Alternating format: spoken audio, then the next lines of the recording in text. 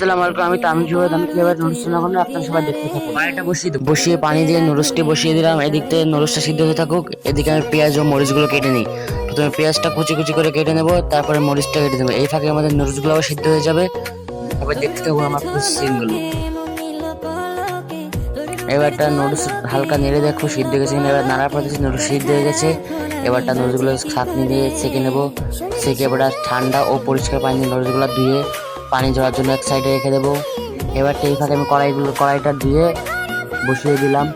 এবারটা গ্যাস জুড়ে আমি তেল দিয়ে পেঁয়াজ ও কুচি করে রাখা মরিচগুলো দিয়ে দিলাম। দিয়ে নেড়ে চেড়ে কিছুক্ষণ হালকা সিক্রেট মশলা দিয়ে তারপরে কিছুক্ষণ পর একটা ডিম দিয়ে দিলাম। এবার ডিমটা কিছুক্ষণ হালকা ভাজি হওয়ার পরে নেড়ে চেড়ে ডিমটা সারা করে নেবো। এভাবে ডিমটা আপনারা সবাই ভাজি করে নেবেন। এভাবে নেওয়ার পরে কিছুক্ষণ পরে গিয়ে এর ভিতরে নুডলসগুলো দিয়ে দেবেন। এবারটা আমাদের ডিমটা সুন্দরভাবে ভাজি গেছে। এবারটা আমরা এর ভিতরে নুডলসগুলো পানি ঝরিয়ে নেওয়ার নুডলসগুলো দিয়ে দেবো। নুডলসগুলো দিয়ে সুন্দরভাবে নাড়তেই হবে। নাড়তে কিছুক্ষণ পরে সব মিক্সড হয়ে গেলে আমাদের তৈরি হয়ে যাবে স্পেশাল নুডলস রান্না, নুডলসের রেসিপি। সবাইকে তো খাওয়াতে পারলাম না, খাওয়ানোর দাওয়াত থাকলো। আমার নুডলসটা কেমন হচ্ছে সবাই কমেন্টে জানান। আল্লাহ হাফেজ।